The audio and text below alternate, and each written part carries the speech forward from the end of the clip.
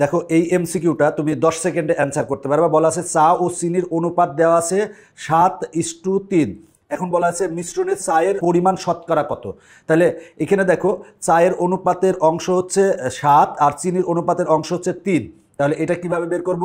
বলা আছে যে মিশ্রণের চায়ের পরিমাণ বের করতে বলছে। তাহলে চায়েরটা উপরে দিব, চা কত সেটা হলো 7, আর ভাগ দিব কি অনুপাতের রাশি দ্বয়ের যোগফল, তার মানে 7 আর 3 যোগ করলে কত হবে 10, আর গুণ যেহেতু দিব শতকরা বলছে তার মানে গুণ দিব 100% দিয়ে।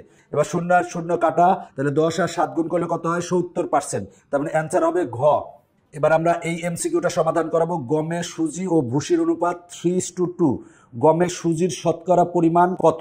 তাহলে বের করতে বলছে সুজি, তাহলে সুজির অংশ কত? সুজির অংশ হচ্ছে 3, তাহলে 3 দেব উপরে, নিচে দিব কি অনুপাতের রাশিদ্বয়ের যোগফল, 3 আর 2 যোগ করলে হবে 5, আর গুণ দিব কি যেহেতু শতকরায় বলেছে তাই গুণ দিব 100 দ্বারা, তাহলে এটা পার্সেন্টেজ হবে। যদি কাটাকাটি করি তাহলে এখানে হবে 20, তাহলে 3 আর 20 গুণ করলে কত হয় 60, তার মানে 60% অ্যান্সার, তার মানে খ অ্যান্সার। এরপরের এমসিকিউটা দেখো, বলা আছে কোনো মিশ্রণে পানি ও সিরাপের অনুপাত 2:3, এতে শতকরা কত ভাগ পানি আছে? পানি, তাহলে পানির অংশ কত? পানির অংশ হচ্ছে 2, তার মানে 2 উপরে দিব আর নিচে দিব অনুপাতের রাশিদ্বয়ের যোগফল, 2 আর 3 যোগ করলে কত আসে 5, আর গুণ দিব কি 100%, যেহেতু শতকরায় বের করতে বলছে। তাহলে আমরা যদি কাটাকাটি করি তাহলে এখানে হবে 20, তাহলে 2 আর 20 গুণ করলে কত হবে 40, তার মানে 40%, মানে হবে হচ্ছে 40, অ্যান্সার হচ্ছে গ। এরপরে দেখো বলা আছে আখের রসে চিনি ও পানির অনুপাত দেওয়া আছে, এতে শতকরা কি পরিমাণ চিনি আছে? তাহলে চিনির অনুপাত কত? চিনির অনুপাতের অংশ কত? 3, তাহলে 3 দেব উপরে আর নিচে দেব অনুপাতের রাশিদ্বয়ের যোগফল, 3 আর 7 যোগ করলে কত হয় 10, আর যেহেতু শতকরা বলছে কি পরিমাণ বলছে মানে আমরা শতকরায় বের করবো, তার মানে আমরা 100 দ্বারা গুণ দিব, তাহলে এটা পার্সেন্টেজে আসবে। তাহলে এটা 0 আর 0 কাটা, 3 10 30, তার মানে 30%, গ অ্যান্সার।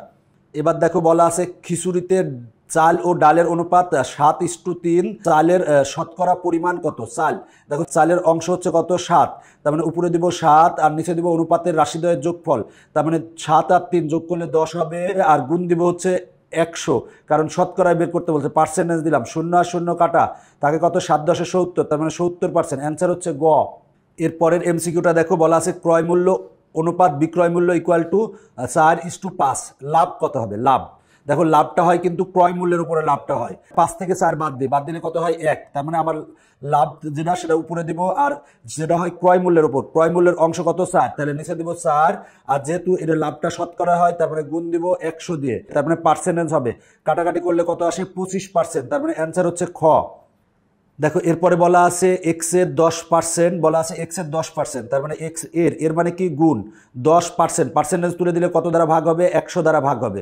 বলা আছে ওয়াই এর 25%, তাহলে ওয়াই এর মানে গুণ, আর পার্সেন্টেজ তুলে দিলে কত দ্বারা ভাগ হবে? 100 দ্বারা ভাগ হবে। বলছে সমান হলে, তার মানে এইটা ইকুয়াল টু এইটা সমান হলে, বলা আছে x:y কোনটি? তাহলে দেখো উভয় পক্ষ থেকে 100 আর 100 বাদ যায়, তাহলে আমরা পাই 10x = 25y। এবার আমরা উভয় পক্ষকে 5 দ্বারা ভাগ করলে 2x = 5y পাবো। এবার দেখো আমরা এই ক্ষেত্রে লিখতে পারি কি, সেটা হলো যে x/y = 5/2 লিখতে পারি। দেখো আমরা আর গুণন করলে এই লাইন পাবো। এবার x:y = আমরা কত পাবো? 5:2, তার মানে অ্যান্সার হবে 5:2, 5:2 ঘতে আছে, তার মানে ঘ অ্যান্সার। এরপরের এমসিকিউটা দেখো, একটি দ্রব্য 50% লাভে বিক্রয় করা হলো, বলা আছে বিক্রয় মূল্য ও ক্রয় মূল্যের অনুপাত কত? তাহলে আমরা ক্রয় মূল্য সবসময় 100 ধরে নেব। ক্রয় মূল্য যদি 100 হয় তাহলে 50% লাভে বিক্রয় মূল্য কত হবে? লাভ হয়েছে, তার মানে যোগ হবে, তার মানে 100 যোগ 50, তার মানে কত হবে? 150 হবে। তাহলে অনুপাত কত হবে? বলা আছে বিক্রয় মূল্য ও ক্রয় মূল্যের অনুপাত, তাহলে বিক্রয় মূল্য হচ্ছে 150 আর ক্রয় মূল্য হচ্ছে 100, তাহলে 100। এবার 50 দ্বারা ভাগ করো, তার মানে 3:2, তার মানে অ্যান্সার হচ্ছে ঘ। এরপরেরটা দেখো, বলা আছে 25% লাভে ক্রয় মূল্য ও বিক্রয় মূল্যের অনুপাত কত? তাহলে ক্রয় মূল্য আমরা ধরে নেব কত? 100, তাহলে ক্রয় মূল্য 100 টাকা হলে 25% লাভে বিক্রয় মূল্য কত হবে? 100 যোগ 25 হবে, কারণ যোগ হবে কেন? লাভ হয়েছে, লাভ হলে যোগ হয়, তার মানে 125 হবে। তার মানে দেখো ক্রয় মূল্য হচ্ছে 100 আর বিক্রয় মূল্য হলো 125। এবার আমরা 25 দ্বারা যদি ভাগ করি তাহলে এখানে 4 হবে, এখানে 5 হবে, তার মানে 4:5, এটা হলো ঘ অ্যান্সার। এরপরের অঙ্কটা দেখো, বলা আছে একটি ঘড়ি 30% ক্ষতিতে বিক্রয় করা হলো, ক্রয় মূল্য ও বিক্রয় মূল্যের অনুপাত কত? তাহলে আমরা ক্রয় মূল্য ধরবো কত? ক্রয় মূল্য ধরবো 100। তাহলে বিক্রয় মূল্য কত হবে? ক্রয় মূল্য যদি 100 হয়, 30% ক্ষতিতে বিক্রয় মূল্য হবে 100 বিয়োগ 30। বিয়োগ কেন হলো? কারণ ক্ষতি বলা আছে। তাহলে 100 বিয়োগ 30 মানে কত হবে? বিক্রয় মূল্য 70 টাকা হবে। তাহলে এবার আমরা যদি 10 দ্বারা ভাগ দেই, তাহলে 10:7, তার মানে অ্যান্সার হবে হচ্ছে 10:7, মানে খ অ্যান্সার। এরপরেরটাই বলা আছে একটি দ্রব্য 20% ক্ষতিতে বিক্রয় করা হলো, ক্রয় মূল্য ও বিক্রয় মূল্যের অনুপাত কত? তাহলে আমরা ক্রয় মূল্য ধরবো কত? 100 ধরবো, আর ইস্টু এবার বিক্রয় মূল্য কত হবে? 20% ক্ষতিতে ক্রয় মূল্য 100 টাকা হলে বিক্রয় মূল্য হবে 100 বিয়োগ 20 সমান 80 হবে। এবার আমরা ভাগ দিব কত দ্বারা? দেখো, সেটা হলো 20 দ্বারা যদি ভাগ দেই, তাহলে এখানে 5 হবে আর এখানে 4 হবে, তার মানে 5:4। 5:4 আছে খতে, তার মানে খ অ্যান্সার। এরপরের এমসিকিউটা দেখো, একটি দ্রব্য 20% ক্ষতিতে বিক্রয় করা হলে ক্রয় মূল্য ও বিক্রয় মূল্যের অনুপাত কত?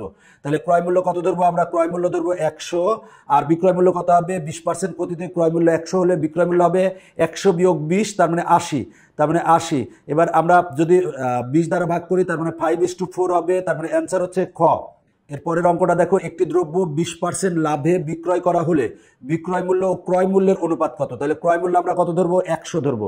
তাহলে বিক্রয় মূল্য কত হবে? ক্রয় মূল্য 100 টাকা হলে 20% লাভে বিক্রয় মূল্য হবে 100 যোগ 20 সমান হবে 120 টাকা হবে। তাহলে এখানে বলছে বিক্রয় মূল্য ও ক্রয় মূল্যের অনুপাত, তাহলে বিক্রয় মূল্য আগে হবে, তার মানে 120 আগে হবে, তারপরে ক্রয় মূল্য হচ্ছে 100। এবার আমরা ভাগ করব কত দিয়ে? আমরা যদি 20 দ্বারা ভাগ করি, তাহলে এখানে হবে হচ্ছে 6, আর এখানে 20 দ্বারা ভাগ করলে 5, তার মানে 6:5, তার মানে খ অ্যান্সার।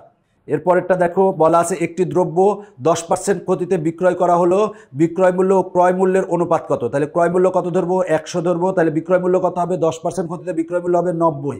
তাহলে বিক্রয় মূল্য ও ক্রয় মূল্যের অনুপাত বের করতে বলছে। বিক্রয় মূল্য 90 আর ক্রয় মূল্য কত? 100। তাহলে আমরা 10 দ্বারা ভাগ করলে 9:10 পাবো, তার মানে আমরা পাবো হচ্ছে ঘ অ্যান্সার।